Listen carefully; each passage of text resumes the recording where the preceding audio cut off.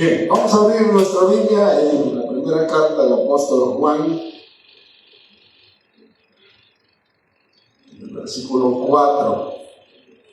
Vamos a retomar los versículos que habíamos estudiado o que habíamos tomado de referencia en la última enseñanza en relación al mover del Espíritu Santo, el verdadero mover del Espíritu Santo en vista de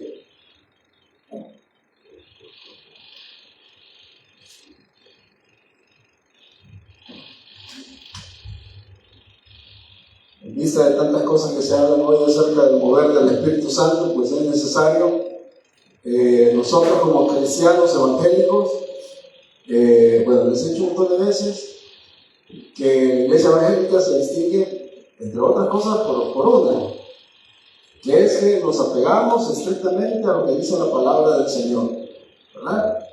Si no nos apegamos a lo que es la palabra del Señor, no podemos llamarnos de todo iglesia evangélica. La iglesia evangélica creemos que la Biblia es la revelación del Señor, es la palabra del Señor. Entonces no tenemos que escuchar otra cosa más que la palabra del Señor. Entonces si nos desviamos de ella, no, vamos por un camino equivocado. Entonces, tantas cosas que se mencionan acerca del mover del Espíritu Santo, y el Espíritu Santo aquí, el Espíritu Santo allá, y ahí está el Espíritu, esto es el Espíritu.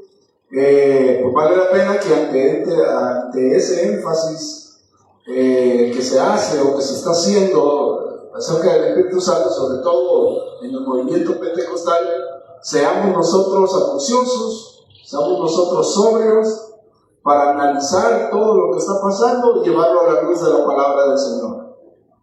Y si eso está pegado a la luz de la palabra del Señor, pues nosotros podemos decir amén, gloria a Dios. Si no, tenemos que decir momento, vemos qué es lo que dice la Escritura. Bien, entonces estudiamos la vez pasada el mandamiento apostólico que el Señor nos da es que probemos los espíritus, ¿verdad? Porque dice el apóstol Juan que no todos los espíritus vienen de Dios, entonces por eso es importante probar los espíritus. Voy a hacer la pequeña reseña para los que no estudiaron y incluso para los que estudiamos, pero no recordamos de todo lo que estudiamos. Decíamos de que uno de los peligros más grandes que puede cometer la iglesia es atribuirle todo lo que supuestamente es espiritual a una obra del Espíritu Santo, porque no todo lo que es espiritual va a depender del Espíritu Santo. ¿De acuerdo a lo que dice la Biblia? No todo lo que es espiritual se tiene que atribuir al Espíritu Santo. 1 Juan capítulo 4 versículo 1 dice: amados, no creáis a todo espíritu, ¿verdad? No creáis, ese es el mandamiento de nosotros, no creer a todo espíritu. 1 Juan capítulo 4 versículo 1. Entonces lo que hoy está pasando es que todo lo que se nos dice que es del Espíritu, nosotros creemos y damos por válido que es del Espíritu Santo. Pero Juan nos dice: no creáis a todo espíritu. Si no, dice, probar los espíritus. O sea, probar los espíritus es pasarles un examen para ver si vienen de Dios o no. O sea, antes de decir gloria a Dios, de decir amén, de decir sí, ahí está el espíritu, no, primero probémoslo. Luego veamos si vienen de Dios. Dice probar los espíritus si son de Dios. O sea, está dando a entender, estudiamos la vez pasada, que dice que si son de Dios es porque está por entendido Juan de que hay unos que no son de Dios. Unos espíritus o unas manifestaciones espirituales, supuestamente espirituales, que no son de Dios. Dice, porque muchos falsos profetas han salido al mundo. Y eso es en el tiempo de Juan. Jesús también nos advirtió que iban a haber falsos profetas y falsos maestros. No digamos en nuestro tiempo, ¿verdad? Hay muchos falsos maestros, falsos profetas, falsos predicadores, falsos pastores, falsos apóstoles, ahí andan en medio de nuestro ambiente, hablando supuestamente en nombre de Dios, y nosotros como iglesia tenemos que estar alerta. ¿Sí? ¿Están escuchando? Tenemos que estar alerta, examinándolo todo, probando los espíritus. Dice el versículo 2, en esto conocer, entonces ahí nos detuvimos y dijimos, entonces vamos a ver de acuerdo a la Biblia cómo se prueba una manifestación del Espíritu, a ver si es o no es de Dios. Y como les digo, esa responsabilidad la tenemos todos. Porque de repente usted va a ir a otra iglesia, lo va a invitar a otra iglesia, y no está mal que usted vaya a otra iglesia.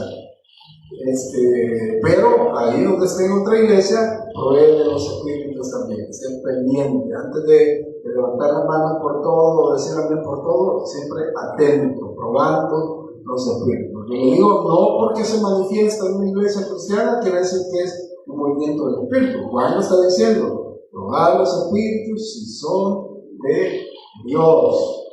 Pues incluso en la iglesia pueden darse manifestaciones que no son del Espíritu Santo, y hay que tener mucho cuidado.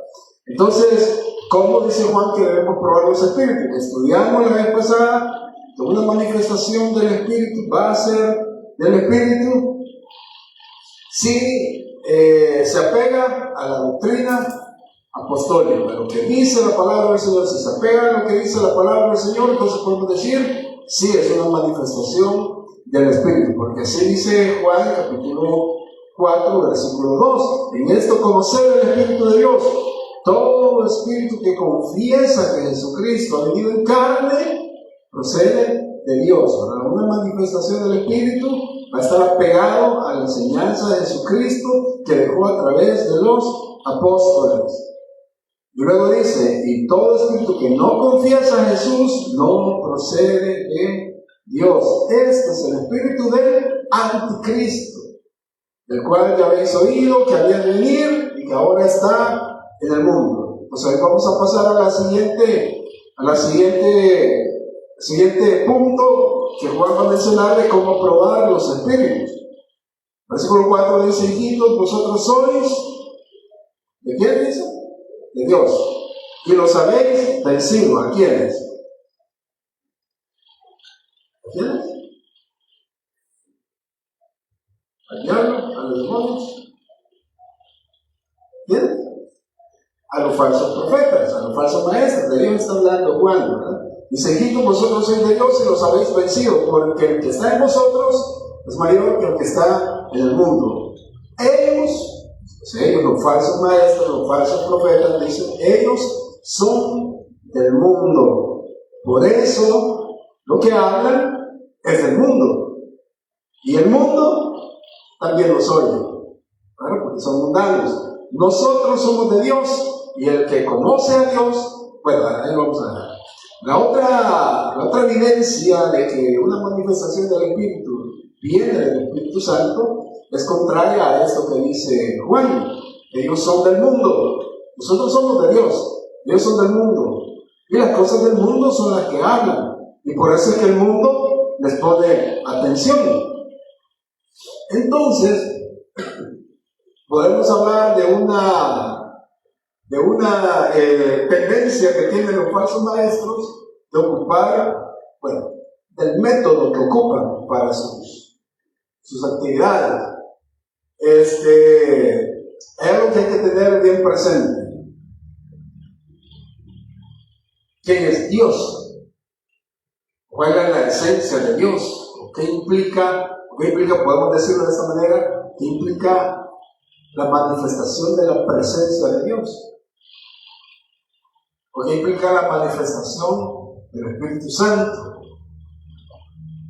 Me quiero ir muy atrás en esto para que tengamos bien claro algo. Nosotros tenemos a Cristo en nuestro corazón, ¿verdad? Eso es lo que hace el Espíritu Santo, como hemos leído en 1 Corintios capítulo 12, versículo 13, de que todos hemos sido bautizados por el Espíritu, por el mismo Espíritu, en Cristo.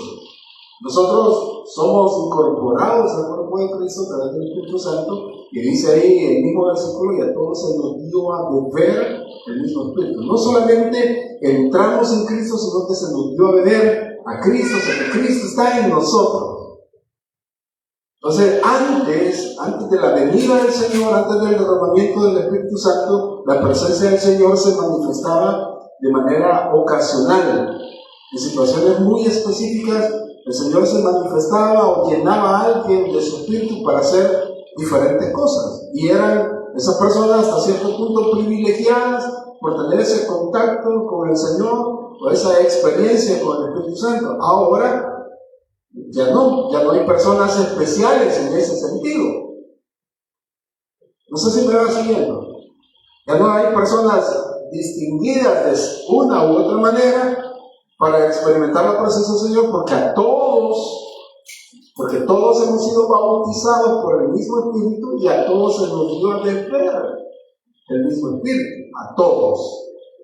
Todo lo que hemos creído en Cristo hemos sido bautizados por el Espíritu y se nos ha dado a beber el mismo Espíritu. Si no me cree, 1 Corintios capítulo 11, versículo 13, eso es lo que dice Pablo. Entonces, no hay un trato especial de Dios con una o con otra persona. No hay.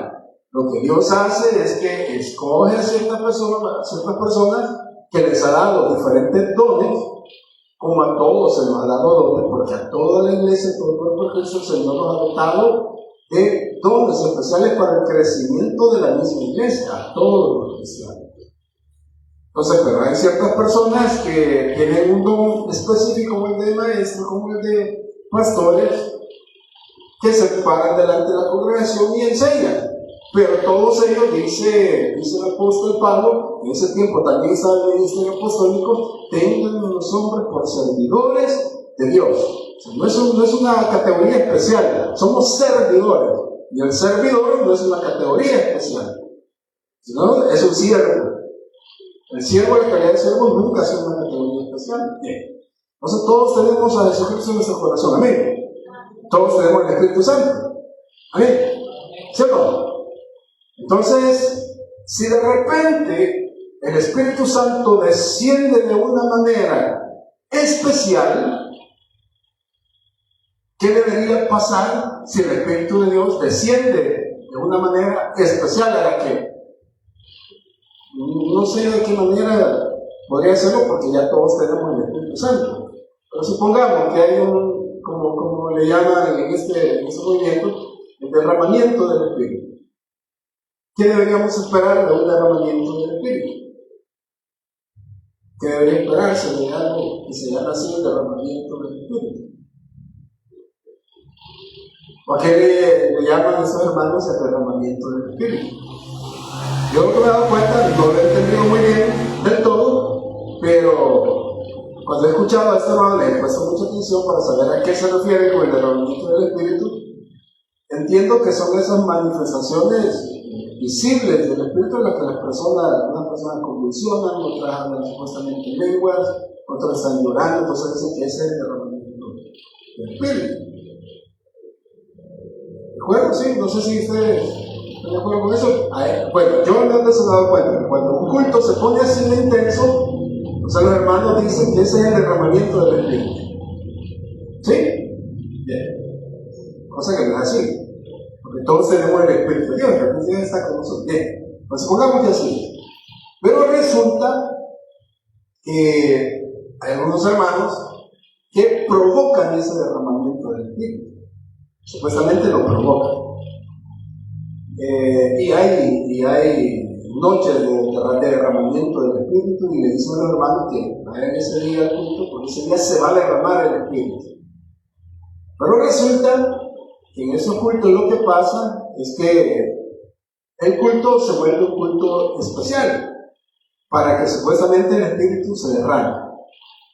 Entonces comienzan a surgir en la liturgia, y eso pone mucha atención, comienza a surgir en la liturgia.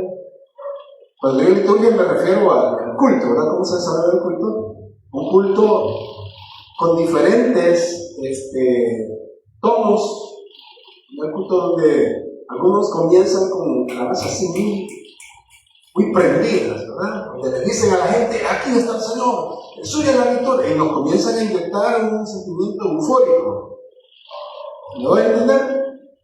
Y entonces todos venimos así como bueno, primero ya nos han venido anunciando que ese culto va a ser especial, porque va a ser un culto de derramamiento del Espíritu. Hay cierta expectativa.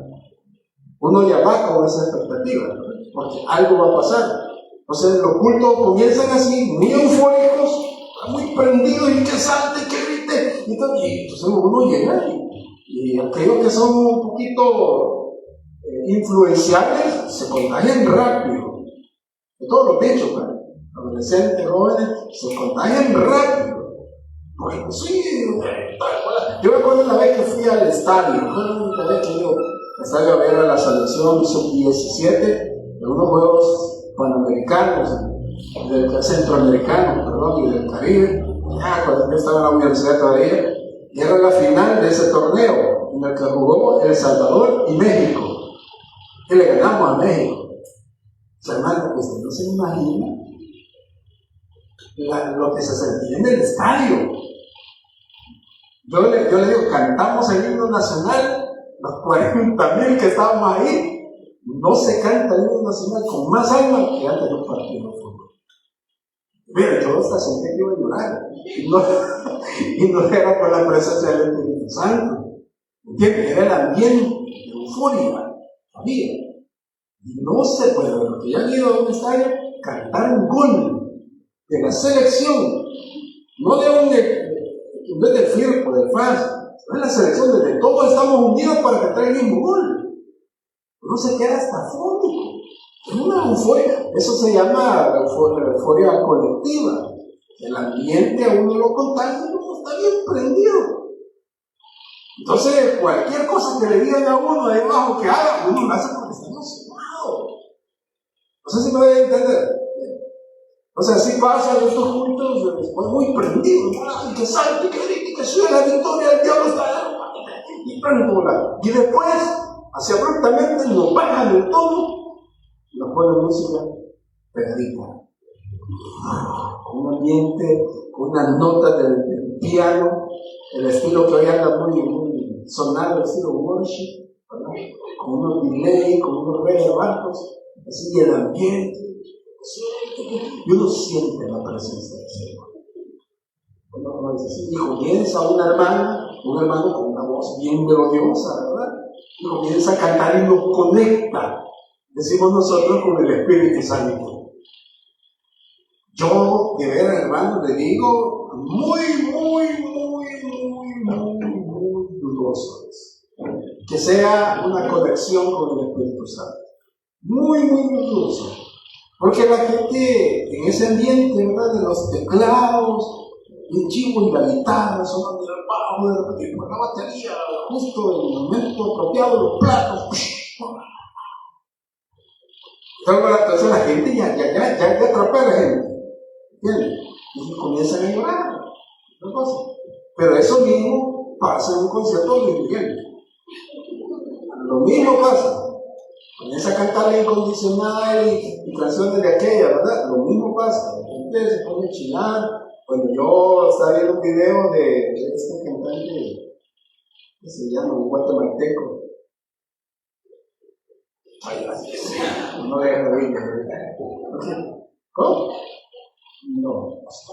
Arjona. Gracias, hermano. Ahí se muere. Cabal, Ricardo Arjona. Yo sí estaba viendo un fragmento de un concierto de él, porque él ha escrito una canción a la mamá. No sé cómo se llama la mamá, no sé si se llama mamá, ¿no? Lo pueden ir a ver, pueden leer la Biblia. No sé cómo se llama, pero la cosa es que ustedes saben cómo escribe este tipo. Escribe de una pluma bien fina para escribir. Entonces comenzó a cantar y yo le puse atención. Y mire, yo que estaba viendo a la gente en el concierto, una chillazón que la agarró, porque estaba tocando uno de los sentimientos más nobles del ser humano. Hasta el más desgraciado ama a su mamá. Entonces estaba, ¿cómo se llama esta canción? Mi novia se está poniendo vieja. Es una canción increíble, una canción increíble. Mire, pero la cosa es que voy viendo, porque hacían tomas del público, la mujer llorando, los hombres llorando, yo estaba llorando. Y me acordaba de mi mamá, decía, mi novia me está poniendo bien. Entonces, eso pasa también, ¿por qué? Porque lo que pasa es una manipulación emocional. Así se llama. Yo soy músico, estoy confesando como músico. no sabe dónde tocar a la gente. ¿Qué notas hacer en el piano para tocar a la gente? Porque la música es eso. La música transmite emociones. Usted escucha un reggaetón y se prende. Escucha una canción de allá, la que oía con sus amigos, y le trae emociones, le trae sentimientos. Eso sí es normal. En las iglesias se ocupa mucho eso también. Se ocupa mucho la manipulación emocional. Entonces, pero como es en iglesia, no podemos decir que son mis emociones las que están fuera. No, es el espíritu. Entonces la gente chilla y se quebranta de sí muy todo. Ahora, digamos que esa es la manifestación del espíritu. Pero, pregunto yo, el Espíritu Santo para provocar eso de la gente necesita unos teclados. Necesita una euforia de la gente, algo que le esté diciendo ustedes son pensadores, salte un grito por aquí, un grito por aquí. ¿Necesita eso el Espíritu Santo para provocar eso en la gente? Yo diría que no. Ahora, si ustedes ven un culto así, en esta iglesia, un culto, aquí van a cantar 2 canciones de aquellas aburridas, las viejitas, y nadie chilla, nadie grita, fue un culto seco. Para ellos, un culto seco sin presencia del Espíritu. Gran error, ¿verdad? Gran error. Porque si el Señor llega a un lugar, su presencia se manifiesta. Esta gente está acostumbrada a esa manipulación emocional. Necesitan eso. ¿Por qué? Yo me he preguntado muchas veces. Y gritando y llorando y otra cosa. Está dormida cuando llega un predicador que le está exponiendo la palabra del Señor. Se aburre. Y vi una vez un video de un hermano que lo habían invitado a una iglesia de estas, y el hermano, mire, de lo más sensato, él no estaba gritando, me emociona, me enoja. El hermano, tranquilo, de lo más pasivo, la gente no decía nada. Y de hecho ya no lo volvieron a invitar, porque de repente les pegó su regañadita, bien sutil, pero les pegó su regañadita. Entonces, mientras el Señor está hablando, no sienten eso. No lloran, no se emocionan de esa manera. De hecho, hasta sintieron aburrido, ¿eh? Pero si pasa alguien que no le está dando nada, siempre está agarrando versículos al azar, pero está gritando, hay manifestación. Sí, mejor craso. No sé qué es lo que dice Juan acá. Dice, vosotros sois de Dios, sois hijos de Dios. Así dice, ¿no? Dice el versículo 4, hijitos, vosotros sois de Dios y los habéis vencido a ellos, porque el que está en vosotros es mayor que el que está en el mundo. Ellos son del mundo, lo que hablan desde el mundo, lo que hablan y lo que hacen desde el mundo, porque todo lo que buscan ellos es una manipulación emocional. Las estrategias que ellos ocupan son estrategias carnales. Entonces, con eso hay que tener mucho cuidado, hermanos, porque, y los hermanos que me podrían estar viendo acá, también ponerle mucha atención a esto, porque en el afán de hacer crecer las iglesias, ahí es donde los falsos maestros, los falsos predicadores, los falsos apóstoles, ahí se hacen fuertes. Porque, aunque no lo digamos, una de las metas de la iglesia es tenerla llena, tener el edificio lleno, a toda costa. Entonces, para llenar las iglesias, ocupamos métodos carnales, no es decir mundanos, aunque Juan se lo dice. Ellos son del mundo y por lo tanto hablan lo del mundo, hablan el lenguaje del mundo, hablan el lenguaje que necesitan que el mundo oiga para que les ponga atención. ¿Entienden? Eso es lo que está diciendo Juan. Ellos son del mundo y como son del mundo, el mundo los oye. Entonces en la iglesia ha caído una estrategia muy peligrosa, que para llegar al mundo hay que ocupar las estrategias del mundo. ¿Sí? Y por eso es que bailamos reggaetón, el rap, pero no, todavía no hemos llegado. Pero en la liturgia evangélica también ocupamos métodos mundanos. Métodos, ¿no lo dice de esa manera? Bueno, eso lo dice acá. Métodos carnales, digamos. Entonces, hay muchas iglesias que con el afán de hacer crecer a la iglesia ocupan métodos terrenales, digamos, y no lo que el Espíritu Santo, o sea, no es, Al mismo tiempo que hablan del poder del Espíritu, de la presencia del Espíritu, no dejan que el Espíritu sea el que hombre, sino que tienen que usar sus métodos para que la gente llegue. Entonces al final la gente llega por el método y no por Cristo. Porque de repente hacen ventas, la gente llegó, ¿verdad? Porque, bueno, el ambiente, yo no sé, los que son contemporáneos míos, tal vez un poquito más jóvenes, vieron un programa en la televisión, en Nickelodeon, que se llamaba Bob Esponja. Sí, más o menos, un sujeto cuadrado, amarillo. Hay un capítulo que ilustra mucho esto. En ese capítulo, Don Cangrejo quería hacer que llegaran más clientes. Esa ha sido siempre toda la misión de él, tener más clientes para ser más listos, como algunos pastores. De eso se viene para tener más listos. Entonces, a Bob Esponja, creo que, no me acuerdo muy bien cuál era el programa, pero el asunto era así, de que Bob Esponja le dijo que para que la gente llegara, tenía que crear un buen ambiente en el crustáceo cascarudo, porque se veía viejo. Pero si creaba ambiente, la gente iba a llegar. Entonces sale una escena en la que va un pescado que se andaba perdido, andaba errante y andaba con sed. Curioso que anda con sed y andaba con sed y hambriento. Entonces iba arrastrándose porque ya no podía y ve el crustáceo cascarudo y entra el crustáceo cascarudo y decía: agua, comida, agua, comida. Y llegó al crustáceo cascarudo y le dijeron: aquí tenemos comida. Y cuando ve el lugar, todo ese encantado de mala muerte, dice: no, agua, comida, ambiente. ¿Se acuerdan? Pues eso es lo que está pasando en muchas iglesias.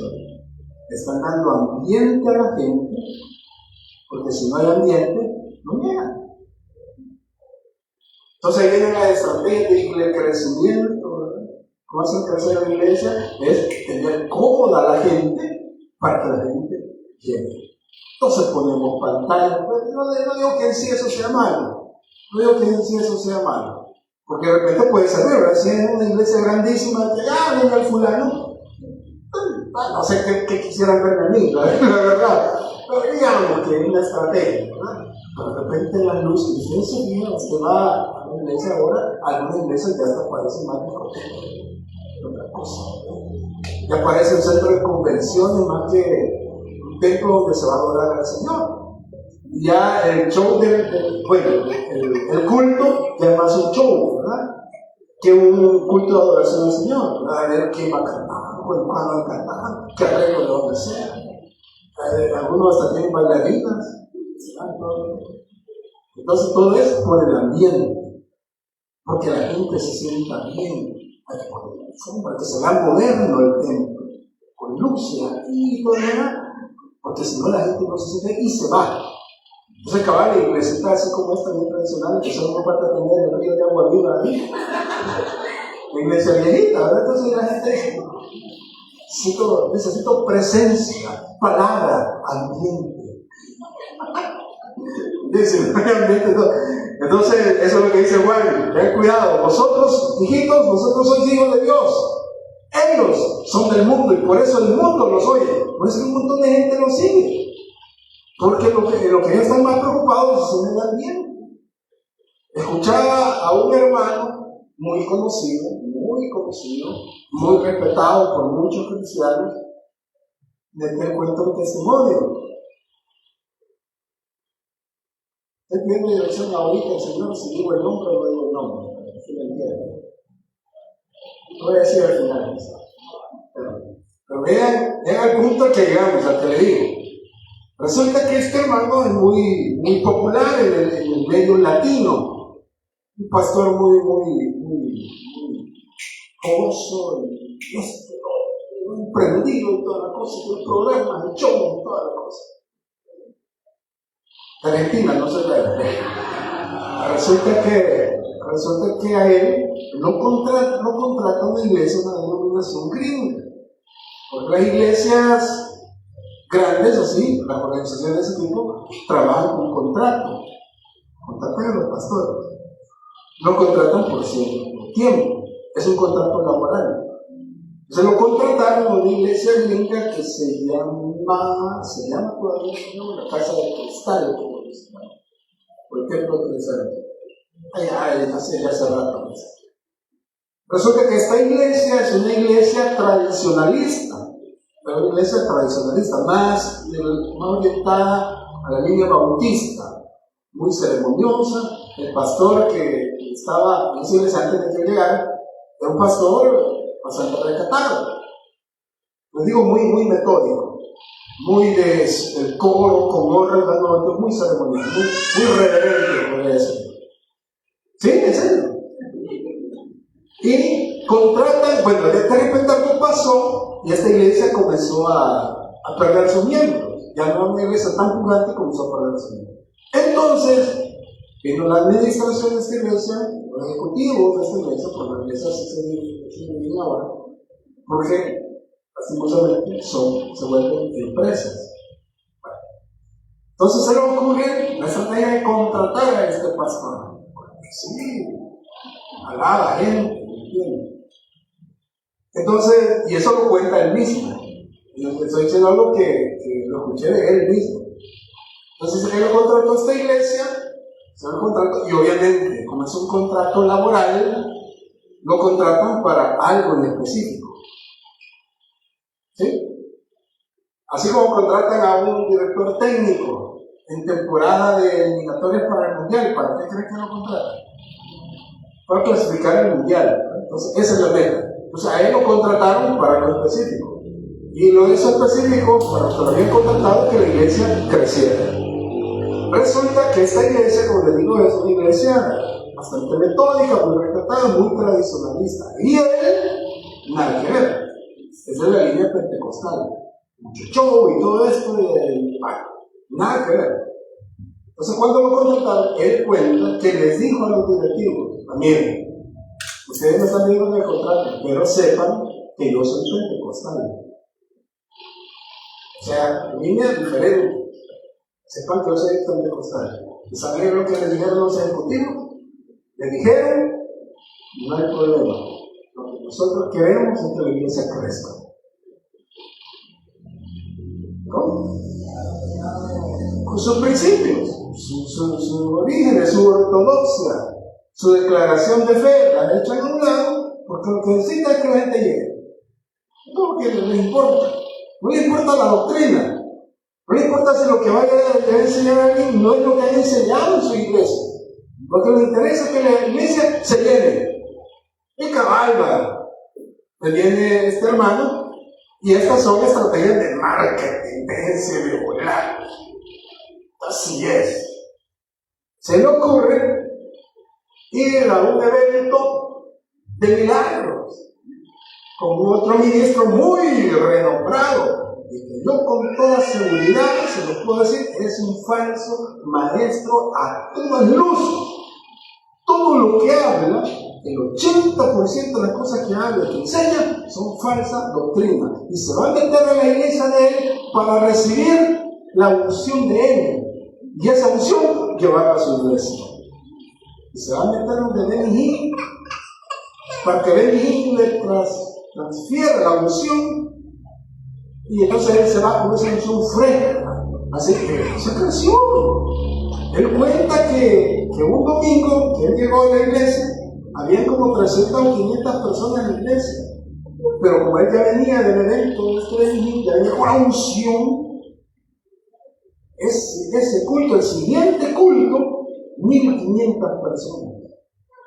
2 semanas después, 10,000 personas. Gloria a Dios, ¿verdad? Espíritu Santo.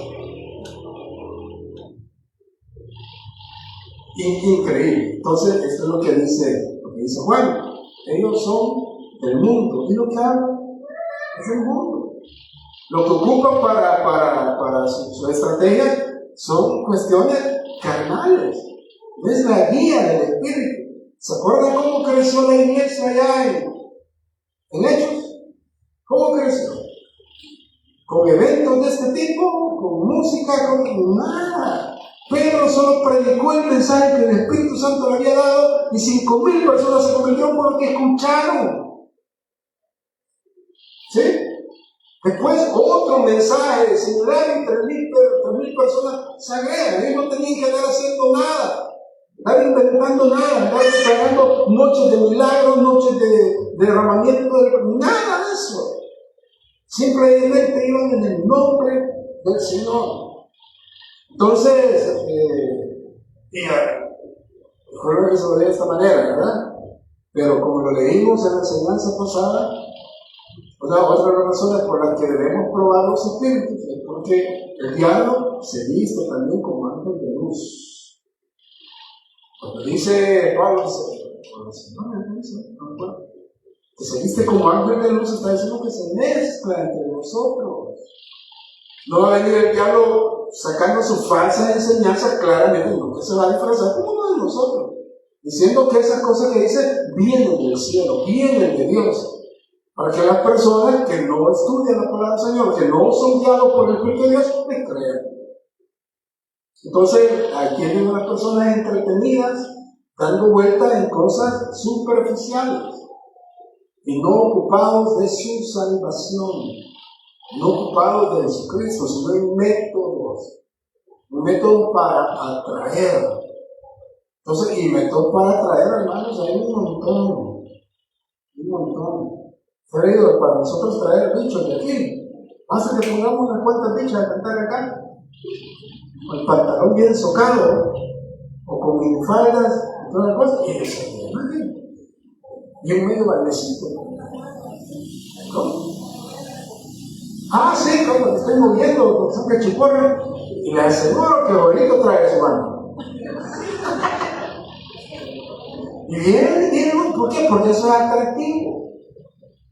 Y ponemos musicote, antes de empezar el culto, y la bicha allá trayendo a los hermanos. Allá en la ley se le había traído los carros,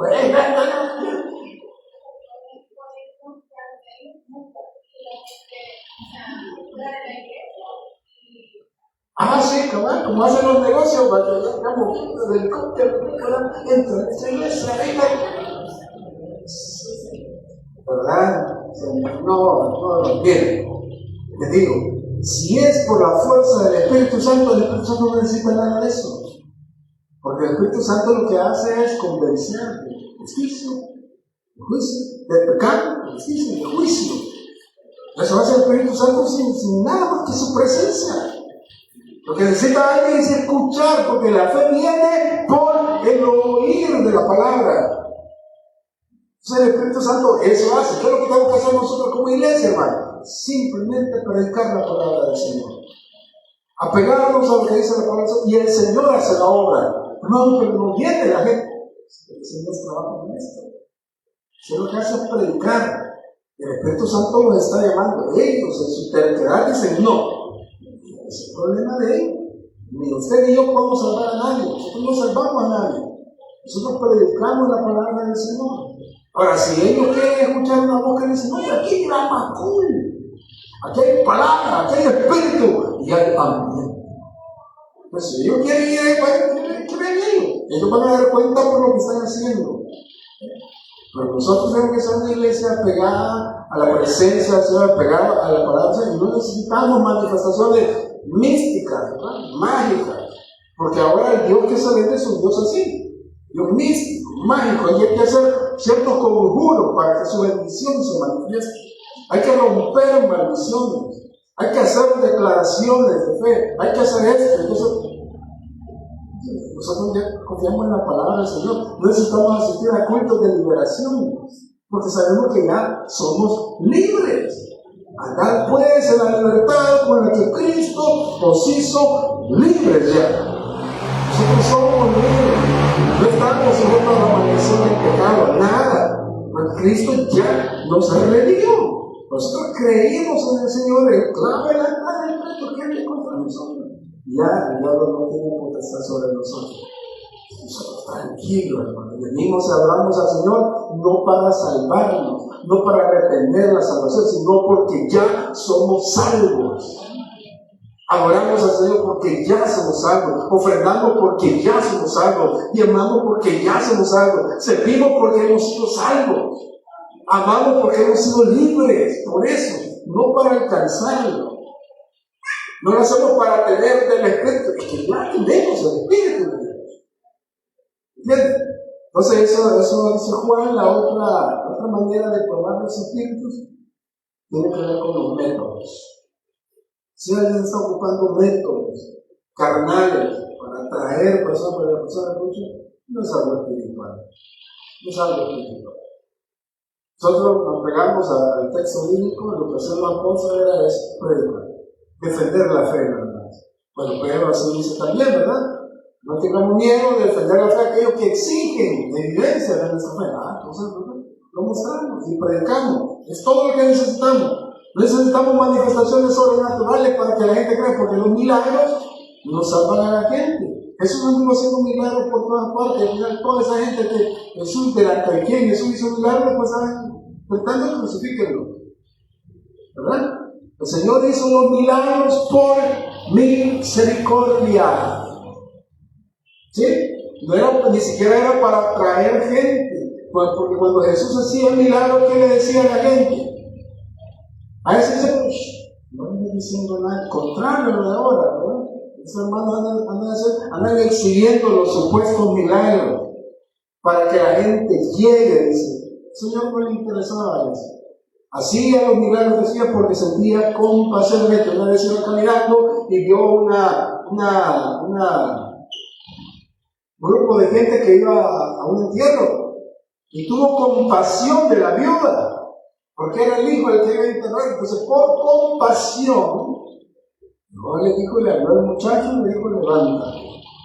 ¿Por qué? ¿Para exhibirse? No. ¿Para que llegara más gente a seguirlo a él? No. Por pura compasión.